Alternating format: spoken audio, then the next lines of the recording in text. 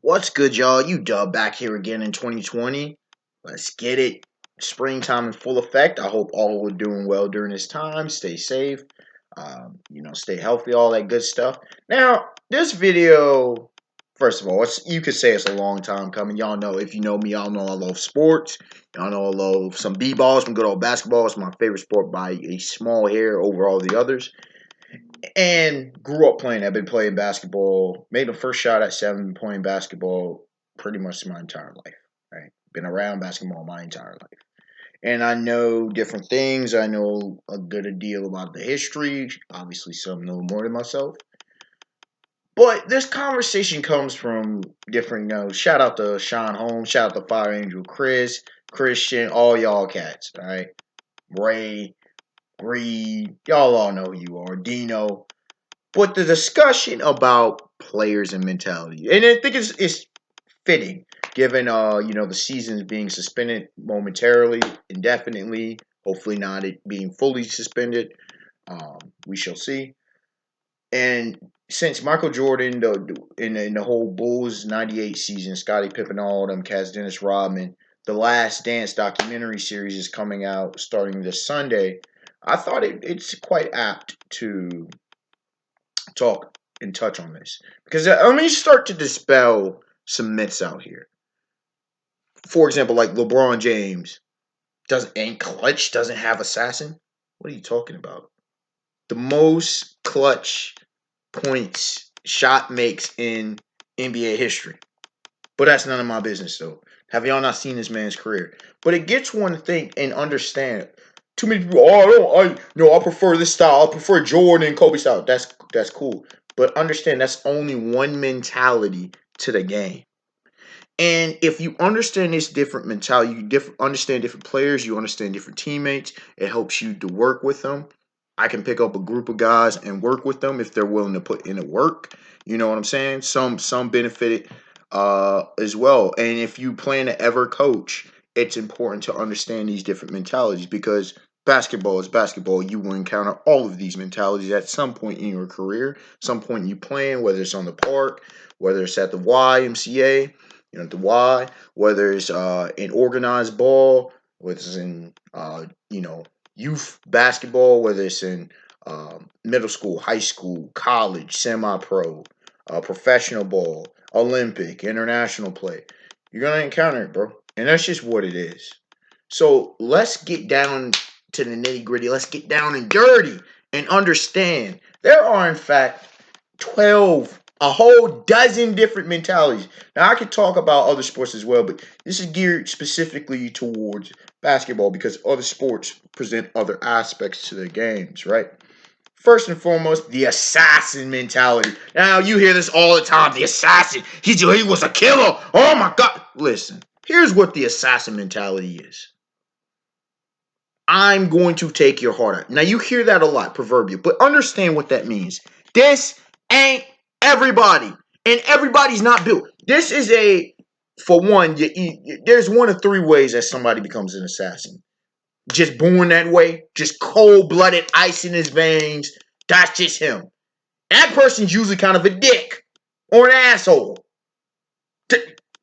In order to be an assassin, not an assassin like you killing somebody, but on the basketball court, you kinda gotta be a little dickish. Why? Because you don't give a damn. Reckless Ben, you looking to cut a fool up. You looking to punish fools in a way of surgical strikes. You don't really see assassins on the block in the post. These are usually wingmen. These are usually guards, sometimes forwards. But usually you see a guard like this, right? Okay, that's one of the reasons why LeBron James, just not built like a. Two, you can attain it. You can build your mind and become like that. It's like a fighter's mentality, all right? And three, the assassin is someone who's highly cerebral. You got to have a very high basketball mentality. You want to say Mamba mentality, you want to be like Mike. You Most people don't have that level of basketball IQ to be able to even operate on that level. When you look at MJ, Kobe, you look at a guy like George the Iceman Gervin, right? What. there are other players who are have traits of assassin, but that doesn't mean them. Somebody could probably think of somebody like a Bernard King back in the day. You can probably think of a few other people. Uh, these are the folk who they just looking to win, bro, by any means necessary, and they gonna get it done. Now that don't mean they jack up every shot. Let's not get this twisted. Just because you an assassin doesn't mean you make the plays. But it's just that win first drive, bro. And good luck stopping them.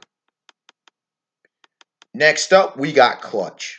Now, clutch is you can be a clutch player, but that doesn't mean you have a clutch mentality.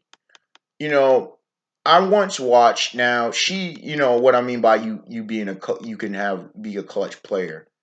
I remember Sue Bird in one Seattle Storm game. This is years ago, right?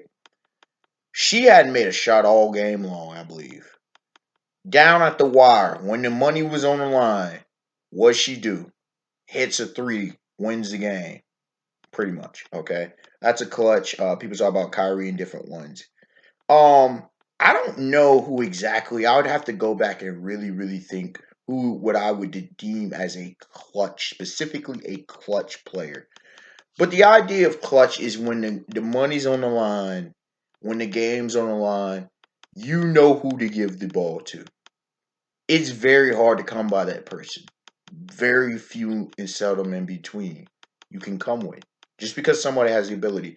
And it's not just shooting a basketball, making the right play, the ability to play make, the ability to, facilitate, pass the ball, the ability to get that rebound, to lock up on defense, all that kind of stuff. So I don't even have an example at this moment of I'm recording of what clutch is. We can have a discussion on who's a actual true clutch player because most of the other players you think of belong to a different category. But that's why being a clutch player. And so you say, well, what about Kobe and Jordan? Listen, bro, they were assassins. They already fall in one category. You can't be falling in multiple categories. You can have these skill sets, but that doesn't mean you have the mentality. A clutch player, I'm trying to really think. Who would I consider clutch like that? I almost want to say Magic Johnson. Almost. Probably Larry Bird. Larry Bird is probably the person I would definitely put in this category. He just makes the plays. Probably could look back and think of some of the old school Celtics from back in the '60s. One or a couple of them probably fit in this. Next up, moving on, pass first. Now I consider myself this kind of player. All right, pass first kind of guy. Now I have other aspects about this, but let me explain what pass first is. I would think of CP3 is like this.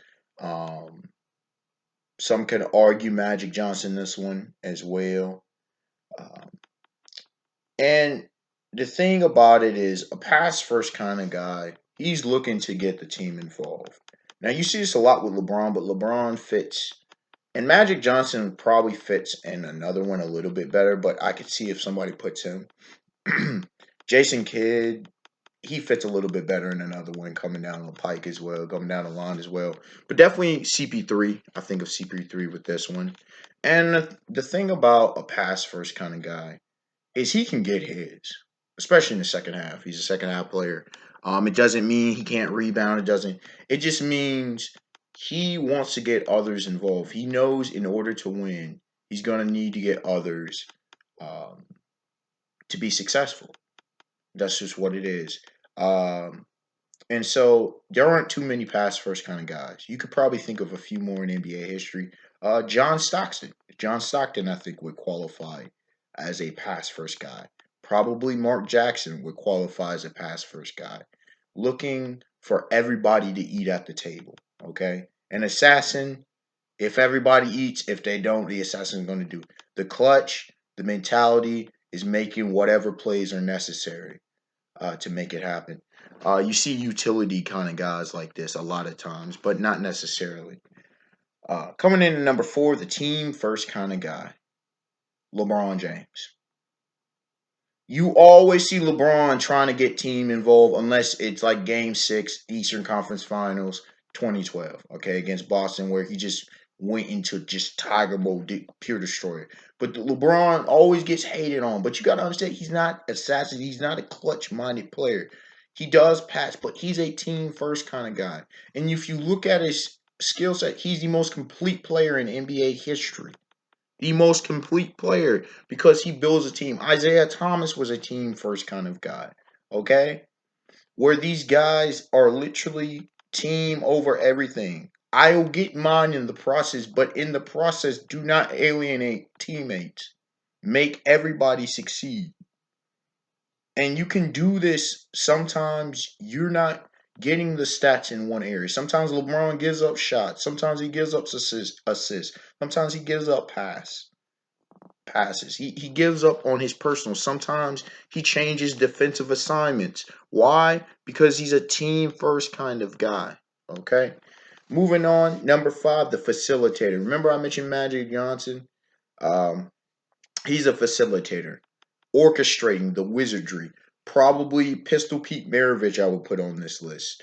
Uh, Rondo, Rajon Rondo, however you want to say his name, was on this list.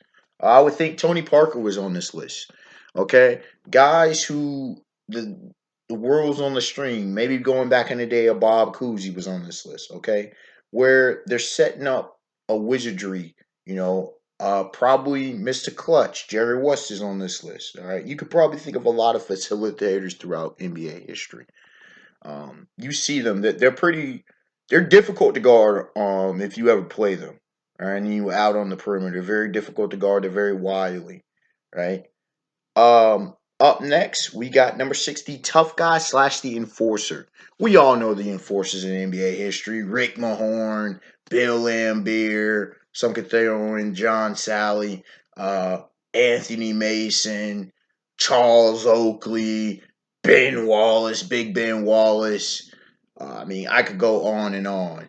Y'all know the different ones. The bruisers, the guys who, did the grind, get down and dirty. All right. David West, right? Some of the toughest guys in the league, man. Some people call some of these guys dirty. I don't. They just, hey, man, if you got an enforcer on your team, you love it. Going against them is hell to pay. Okay, if physical players, it doesn't mean they're trash, doesn't mean they don't have good defense or good offense, but you're in for a rude awakening. You're in for a hell of a game going up against these guys. You think you come inside and you get easy work? Oh no, you think you can just dance around on the perimeter? Oh no, you're gonna be feeling some. All right, some dudes it becomes mind games and gets a lot of players out of his or her head, right? That's how it works, man. Next up, we got the scorer. The scorer. Melo, KD, T Mac. All right, Tracy McGrady. Right? You know the scores. Mr. Get Buckets. Mr. Get Buckets. Let me repeat that. Mr. Get Buckets. They gonna get theirs. Now, that don't mean they don't have defense. It doesn't mean there are no passing, no rebounds. James Harden, Mister, I'm gonna get these buckets on your head, and Lord knows, do your best to stop me. Against a score, you hope that person misses. Don't let that person get rolling. The truth, Paul Pierce. Shut him down early because you know if it's the second half and he rolling, you in for some bad news, for some trouble. Coming in number 7, or number 8, excuse me. The shooter. The babyface assassin Steph Curry, Klay Thompson, Reggie Miller, Ray Allen. The list goes on and on. We know what the shooters is. Kyle Korver, come on now. At this point, Logo Lillard, Dame Lillard's getting into this club. You know, Trey Young is still questionable about this club, but y'all know the shooters throughout NBA history. Come on, man. The snipers, the assassins from range, the guys that as soon as they step cross half court, you like, oh God, please don't get on. Please don't go off of 50. The guys who spread the defense, the guys who are a nuclear weapon. Yamita Rimas, if you know Kuroko no basket. Y'all, I mean, this is one of the easiest ones. He's a shooter. Don't let him shoot. Y'all know what y'all, if you play ball, you know what that means. Get out on him. What are you doing? We'll give up the twos. We will give up the twos. We'll give up the ones. We'll give up the ones. You just don't want him to get off because he's going to gut your team by himself. He gets hit 6 threes. How you stop that? Unaccounted for. Hit 10 threes. Now what? He dropped 30. So he going for 50. Come on now. Coming in at number 9, the rebounder, Dennis Rodman. Udonis Haslam. Think of your best rebounders of all time. The blue collar, lunchbox, 10 lunchbox. These guys have a mentality, have some of the best anticipation. Their timing is impeccable, and they just crash the boards. Keeping a great rebounder off the boards is one of the most difficult assignments on a basketball court, right? Trying to defend them. See, here's the thing: is most of these guys aren't great scorers. But what do? They play defense. When anytime they get points, it's gravy on top. It means you're probably gonna lose. Cause they good for fucking anywhere from 10 to 25 rebounds in a game. And it's just a grind. And a lot of these guys are undersized too. And you just like, bro, oh my God. They get you in foul trouble too. That's another problem with the rebounder. These guys, that's a heavy load and heavy burden. If you got a rebound on your team, your chances of winning just shot up by 15%. If you don't, your chances of losing just shot up by 30%. Coming in at number 10, lockdown. The defenders, bro. Tony Allen, Tayshaun Prince, fucking Ron Artest. You can probably think of a number of lockdown defenders. Clink, clink. As soon as, bro, you don't want smoke with these cats. You can have it in the post or on the perimeter. It don't matter. These brothers give you that work. The guy that says, now I got some of these tendencies myself and others do. Move, go, switch assignments. Get off him. He eating you, he cooking. And then you literally limit that person to 5 points or less. That person is notable for get 20, 25 on somebody's head. On you, that person get 10 at best. And it usually wasn't your fault either. Lockdown defender can cover damn near all 5 positions. And if he can't cover, he gonna give somebody some hell to pay. And if he's smaller, he gonna cover all 3 positions. He gonna cover what he can cover. If he's a big man, he gonna cover at least 3. At least on an elite level. You wouldn't know a lockdown defender when you see him. Bruce Bowen. Like some of these guys, they know how to play the mind games. They're physical. They're aggressive. They will get steals. A lot of times they don't even go for blocks, but they'll get the blocks too. And then, if on the other hand, they can get you 3s and 2s and work, doggone, bro. They get you 20 at any time. A lot of them. They make their effort. Dennis Rodman, it's kind of hard because you can put him in either. But Scottie Pippen, his offensive, Draymond. A lot of these guys in lockdown, bro. They do other stuff on the floor, but if you put Dennis Rodman in his lockdown, I don't even mind it. He just better known for rebounding, but like he one of them players like it's kind of hard to differentiate between. But definitely Scottie Pippen, many can say the greatest defender of all time. Scottie Pippen was clink clink. You going to prison? Come around this way with Scottie, boy. Cut off on some, cut off half the field, cut off half the court on him. Coming in at number 11, the Flash, boy.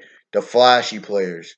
Now I don't mind some sizzle. It's nice. It's basketball. Ooh and ah.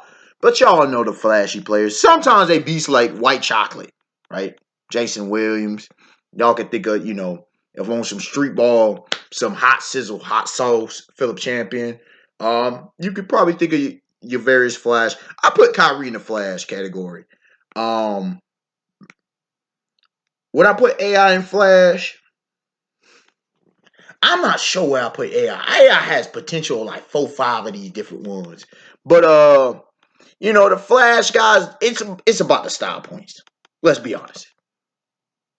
Oh, y'all know what that means. Oh, damn! He done shook somebody out his boots. Everything about it is about the flash, is about the playmaker, it's about boogieing on somebody, dancing on some fools, making folks look stupid, embarrassing people. Y'all know what it is. Now, there's a lot of flash players. That's easy. That's light work if somebody knows how to play defense. The problem is a lot of people don't know how to play defense. And so what happens? This person can get 23 points on your head in a quarter. All right? In a quarter. Right? If you know how to play defense, that person get 5. At best. Just what it is. Because that flash is nothing but, just distractions. If you look at what it is. Now, if that person is really talented ball handler, then you might have problems. You might have problems, especially if that person can finish at the hoop. That person got a sweet mid-range, because out there on the 3, probably not happening. Unless that person got a killer fadeaway or step back. And if that person is flashy and can shoot, bro, you in for him dropping 36 to 45 on your head that night. And finally, last but certainly not least, the Dominator, bro. Y'all know it. Shaq. Hakeem the Dream. Kareem. Wilt the Stilt.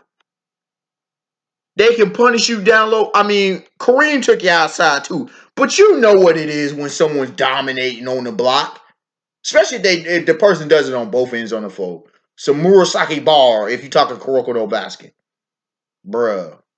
The dominating force. There's no stopping it. Hopefully he can't shoot free throws. Hopefully this guy has an off night. Because this dude will drop 70% plus on your head. And he can easily get you 40. 15. And maybe a few assists as well. And the problem is, they're so efficient. They're so efficient and it's demoralizing. It beats you up on the inside. And it just guts. Plus, it's Mr. Insta Bucket. Kevin McHale wasn't the most bruising of the big, but Kevin McHale with his moves, he was Mr. Automatic. And if you've never seen Kevin McHale play, go back and watch some tape. Go back and watch some tape. George Mikan from way back in the 50s with the Minneapolis Lakers, just post moves on you. And so these are the 12 mentalities of basketball. And I could go more in depth with any one of them, but I wanted to give a snapshot of all of them and get people to understand not everybody is designed the same. Not everybody's built the same. Not everybody has the same role. But look at what that person is capable of doing in his role. Sometimes teams ask you to do different things. A lot of these guys, especially the legends, they could do multiple ones of these. Feel what I'm saying? Like a Dennis Rodman, right? You see Draymond Green does different shit in depending on the game. And that's just what it is. Sometimes James Harden, who's a scorer, is more of a facilitator. Sometimes he's a flashier. Steph Curry's able to do multiple things. I mean, that's what you kind of got to be. But you look at the predominant mindset, and it affects how that person approaches the game. It affects his production on the floor, right? So, give me your thoughts. Give me your feedback. What kind of player are you? What is your favorite type of player type? What are some players you think would fit in each of these categories? I'm just curious to see what you have to say. I'm not giving any definitive definition. Maybe you could say that, somebody belongs in something else. That's cool. That's cool with me. Let's get a dialogue going. All right, y'all. Have a beautiful day, beautiful night. Peace, and give me some more ideas about certain videos that we can do, and we'll get that for you. I love talking ball, so let's get it.